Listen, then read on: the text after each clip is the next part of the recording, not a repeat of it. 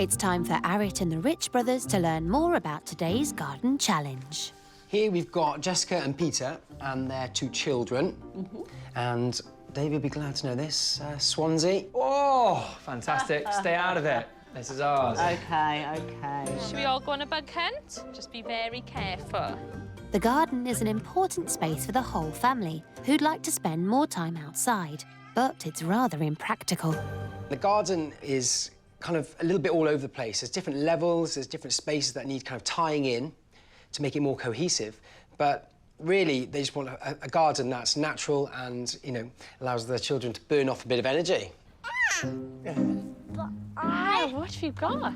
Because they're so cute. They're cute. We have 2 children. We got Mabley, who's 2, and we've got Ollie, who's 4. And they just love the outdoors. They love being outside. Very energetic. Keep us entertained, don't they? Keep us on our toes. Definitely. More time they can spend out here, the better. Just be very careful. Why? Because the steps are broken. Our garden is just really unsafe at the moment. You only have to just look at the steps. Kids have had a couple of accidents on there as well, which is, like, really bad. There's bricks just everywhere. This garden really is all about, you know, education and practicalities.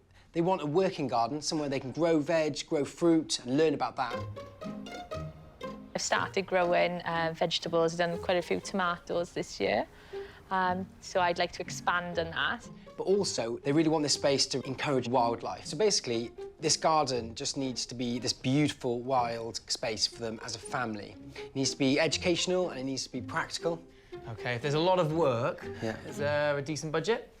£5,000. Wow. But I do like the fact that they really want to do something for the children and they want that educational learn and grow. That's going to really give us many, many design ideas. Yeah.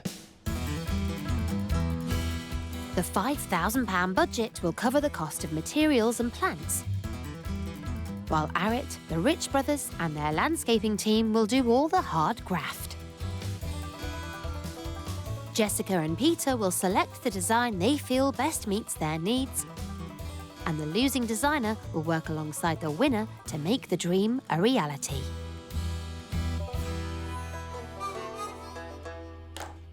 Back in Swansea, it's time to pitch those ideas. Hello. Hello. Wow. Here's your design. Hello. Hello. So this is our design. So we know you wanted to have a garden that worked for the whole family. Somewhere that felt kind of modern to link with the house, but also had a soft naturalness to it. But most importantly, looked lush. We want a lush garden. That's the key, yeah? So we've got the top area up here. Now, we haven't done anything with this top area because what we wanted to do was we wanted to pay a lot of attention to everything else in the garden, as we believe that this bit in the future is very easy just to pave over. Here, I'd like to repave the uneven patio area so immediately you can come out and put out a table and start to have those lovely drinks in the evening. Already, the designers have taken a different tack, with contrasting approaches to the existing paved area. Arit's all for replacing it, while Harry and David have left it as is. Perhaps the brothers are keeping their powder dry, but might this be a risk? How will they approach the different levels beyond the patio? At the moment, there's loads of levels, it's all over the place, higgledy-piggledy, it's really unsafe. So what we want to do is render the walls, make them really clean, feel quite modern, so they'll look like a really lovely part of the garden. So I want to really clear all of those levels. They're unsafe, and I think to start trying to rebuild into them is going to be too tricky. Again, 2 very different solutions. Where the brothers propose giving the existing brick structures a major facelift, Arit is talking about ripping them out entirely to create a flatter, more unified garden. What are the designers' plans for the central section? And then that leads you down to this space here. So you've got a nice little small patio area that you walk onto. You've got a lovely cobbled pathway. But this whole idea is you're walking through a lovely fruit orchard. With the orchard, we love the idea of having maybe like a pear and an apple, something that, you know, you can pick from. So it's a really nice way of introducing a bit of height into the garden also. But also with an apple tree, you get lovely blossom, you obviously get lovely foliage, you get the fruits. And then underneath, we love the idea of kind of underplanting them, so you can have some kind of wild strawberries on the bottom, but maybe, you know, some lovely little woodland plants as well. So it's a real nice little courtyard garden. So I want to really put in a lawn area so that the children are close to the house, and then some stepping stones that will take you down into the rest of the garden. And this here is a gabion wall, so effectively it's like a cage, if you like, that you fill full of rocks and boulders, and that ends up being like a retainer. The brothers have thrown everything they've got at this middle area. A cobbled courtyard flanked by a fruit-filled orchard with an understory of lush woodland planting. Can Arit's simple lawn-cum-child-friendly play space compete? What are the designers each offering at the bottom of the garden? And then in here, then we've got a long raised veg bed area where you can take advantage of all the fencing on the side of the garage. But we've also got some foraging shrubs, so maybe things like raspberries and gooseberries. And then there'll just be a second, smaller lawn area which can be surrounded by these wonderful flowers and sort of a bit more pretty herbaceous area, looking like a tree here, probably something like a sorbus, which has berries on it, which means it will attract the birds in the winter time to come and be able to eat here. And then giving you a small gravel path that will lead round into your veggie area. So you've got a little dedicated area, some raised beds. Hopefully we can get a compost in there as well, a little potting table and a wormery for the children. Now, the all-important pond. So you'll then come down this pathway. Now, I've created it so that there's a little fence here, and this will be a gate. But here, these will be native hedges, so it gives the children just a little secret area to go into. A wild pond here, and then 2 apple trees so that you can have your fruit area as well. Lovely. It's beautiful. That's great. Obviously, you know, it's really important to have a pond in there, so of course, you know, we're not going to not do that.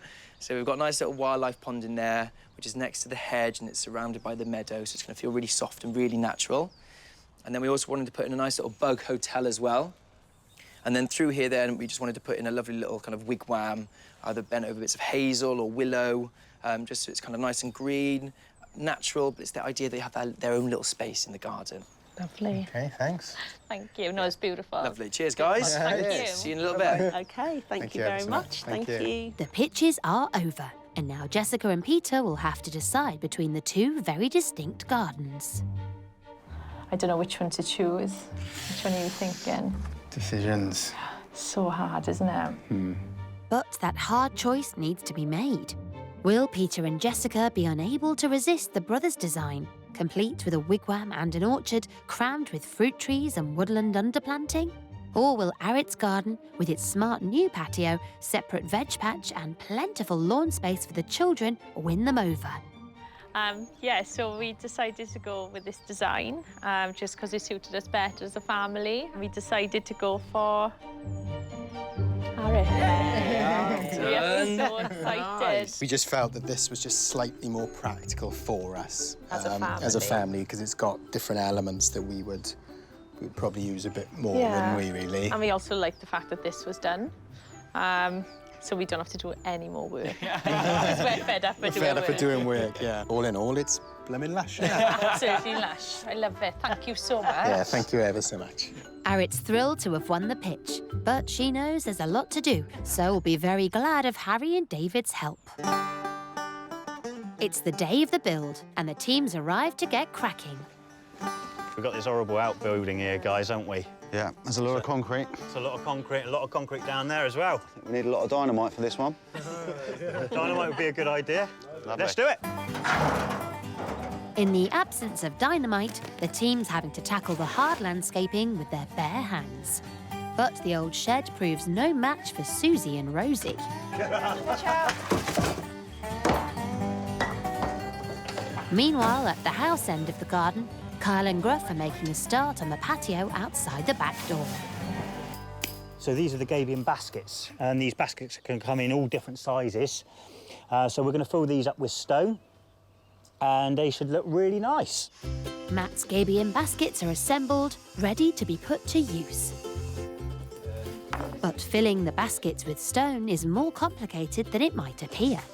As we're building the gabions up, we're like facing them with the stone. So the idea is that we're trying to get the natural strata in the stone running sort of like horizontally, so it looks like it's naturally coming out of the ground, and they'll look beautiful. At the back of the garden, Danny's worked out the pond's dimensions and positioning, so now he can excavate the hole. Rosie and Matt are marking out the smaller lawned area, and Carl and Gruff are busy at the other end of the garden. So we're just putting in this sleeper retaining wall to hold in the soil so we can finish off the end of the paving and fill this bed full of soil ready for planting. The designers have arrived to get stuck into the fun. Wow. Yes. Huge change. What a transformation. Where's it all gone? This is great. I love the patio already. It looks so much more contemporary. Bear in mind, this used to be that awful shed, so I'm glad that that's gone. This area will be a lovely lawn area. And then, ta-da, here will be the vegetable plot area. That hole over there is for the prized acer that I've got. And getting that acer in is no easy task. Oh, I fear not, men. I'm here. So it's going to look stunning, but I'm in the way. Right by here, is it? That's one level. One level. Oh, it's not going here. No, sorry about that. Should do. How have we lost? We've lost men. We've lost a man and gained a girl. It's taken the whole team to get the maple in position, but that's not the end of it. Well done, Harry. Keep going, Harry. Whose idea was this? Look at that, Mr. Rich. Well done. That's pretty. Well done, guys. It's like it was planned. The paperbark maple, or Acer griseum, will grow in most soil types as long as it's well drained. It's fabulous for small gardens because it only gets to a height and spread of about 4 to 5 metres in over 20 years, so it's quite slow growing, and it gives year-round interest, really. Come the autumn time, this will just turn into an array of oranges and yellows. But what the stunning thing about this tree is its bark. You can see the light, how it shines through and gives that wonderful coppery colour. This over the pond area, you're going to get lovely dappled light because this canopy is light enough to let light come shining through. So I think it's going to be a real stunner. Harry's tackling the steps which will link the patio with the middle lawn section. What I'm doing now is I'm actually digging out for the next gabion, and this is the gabion steps that lead down to the next terrace. And it's very simple, really. It's all in the preparation. Get them nice and level, work out your heights and the rises of the steps, and then you can get the gabion in and fill them up. You haven't got a hazel. Do you want a hazel? Yeah, the hazel in here as well. Rosie and Arit are working on the border for the wildlife garden. So I've deliberately chosen a native hedge to go in along this boundary because Jess and Pete want a wildlife garden, and the native hedge is the best way to bring in the birds and the bees. I've got things like hawthorn, Guelder rose, and by having that mix of species, it means there's going to be a mixed amount of berries available throughout the whole season that's almost going to be like a feeding station. And what I want is that density of a real native hedge to be recreated in this garden. Slide her in. Oh, the perfect fit. Look at that. Lovely. You're in charge of the level. Oh, thank you. Great responsibility. The rise on these steps is 15 centimetres, and the rise is just the height difference between each step. And what that does, it makes this garden really accessible. Before, the steps were quite difficult to get down, and this is a very simple way of managing that. So we're going to get that filled with stone now to match this, and then wire the top on, put the slab on top, and there's your steps. Easy. In the front garden, David's got some serious business to attend to. Arit has got me building this wormery. Now, a wormery is quite simply a container in which you've got worms which break down organic matter to create a lovely, rich and fertile compost. So I've got these 2x2s, which are going to create the framework, and then I've got these 6x1s, which are going to create the facade. And I'm going to have a lovely little window in it in which they can watch what's going on, but also a little removable lid, and that's really important as well. But I think it's going to be a lovely little item in the garden that's nice and simple, but it's going to give the children a lot of fun. David's wormery is destined for the veg plot at the side of the garden. At the bottom of the garden, in the wildlife area, Arit's getting to grips with the pond. Oh, David, there you are.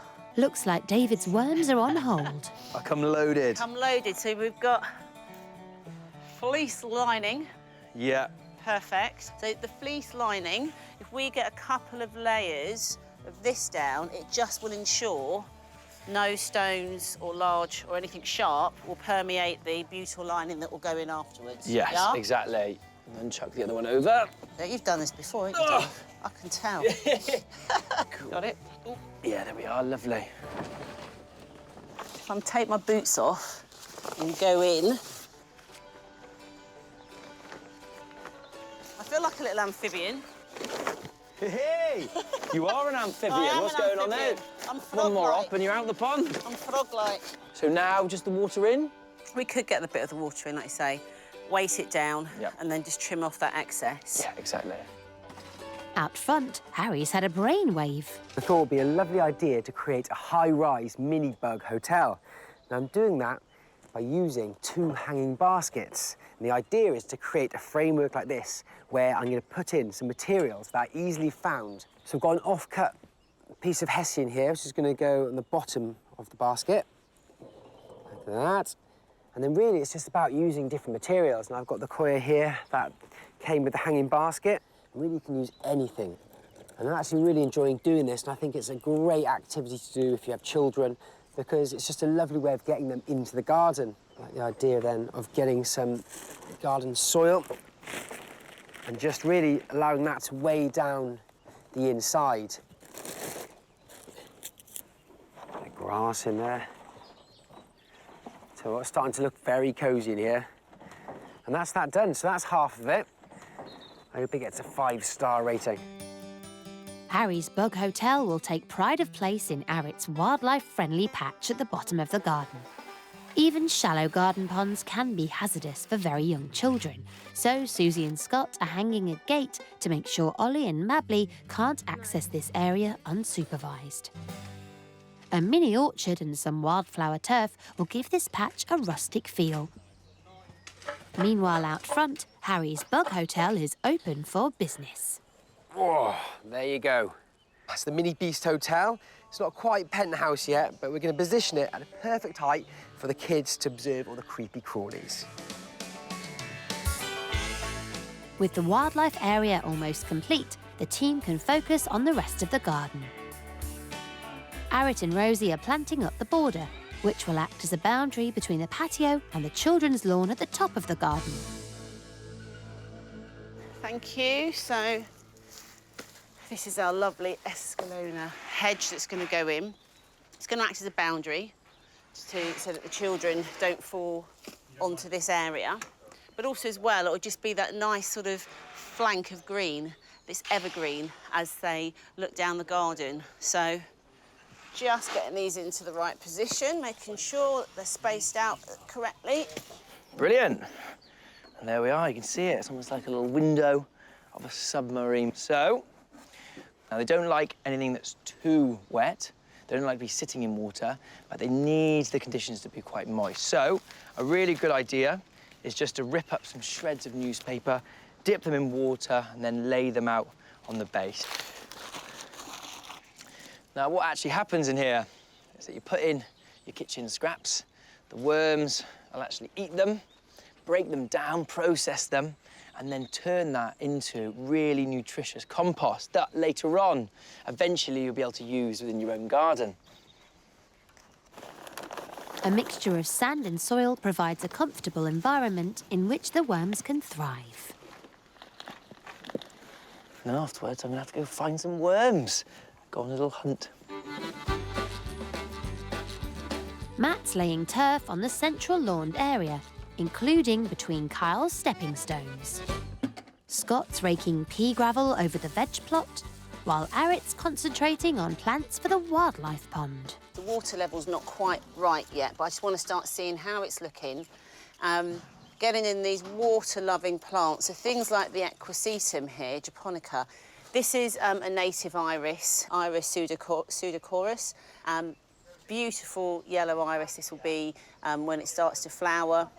I just love how that's sitting against the acer. It looks fantastic. The marginals are happily ensconced, but there's one more plant that no pond should be without. This is hornwort, a plant that is going to naturally help to oxygenate the pond, which means it will minimise the amount of algae that will sit in the pond. We don't want loads of algae because algae strangles everything. So you just throw it in and it will do its stuff. Arit designed the lower lawn as a chill-out space for the adults, and she's chosen some very grown-up plants to encircle the grass. Stately Verbena bonariensis, dark foliaged actia, and vibrant pink sedums interplanted with waves of pennisetum or fountain grass. While the rest of the team is busy planting, Arit's checking in with David. You almost need to look at it from this side.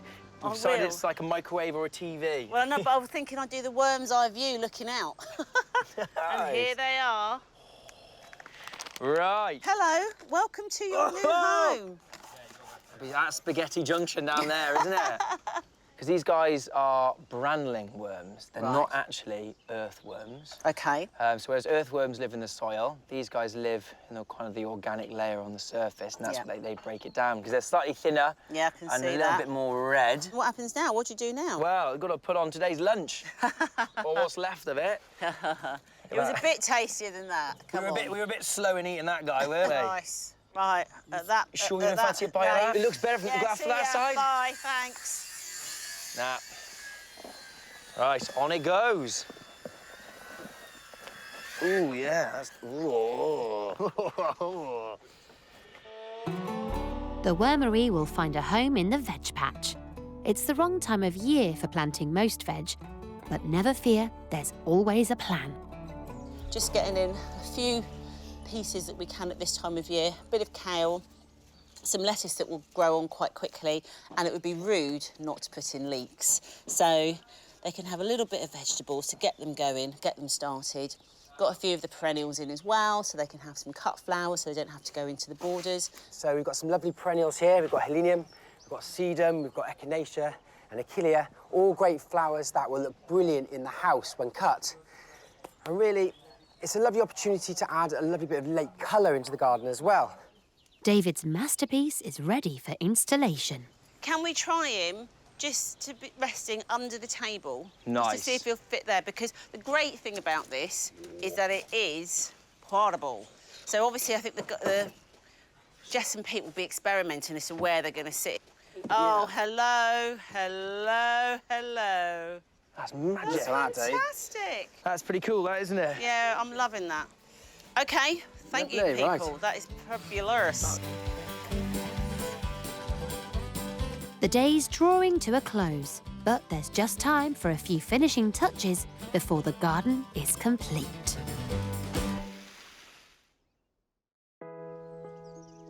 Peter and Jessica's chaotic old garden was a jumble of different levels and full of hazards that made it impractical for their young children.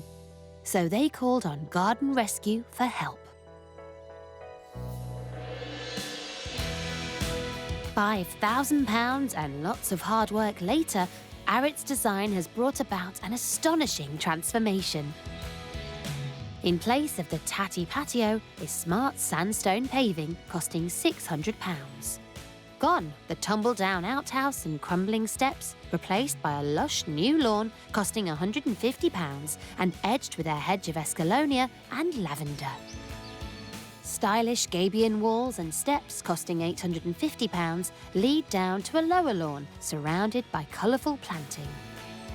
A veg plot complete with wormery costing £20 will keep the family busy, while a delightful wildlife area chock full of bug and bird-friendly features will provide hours of fun for the children.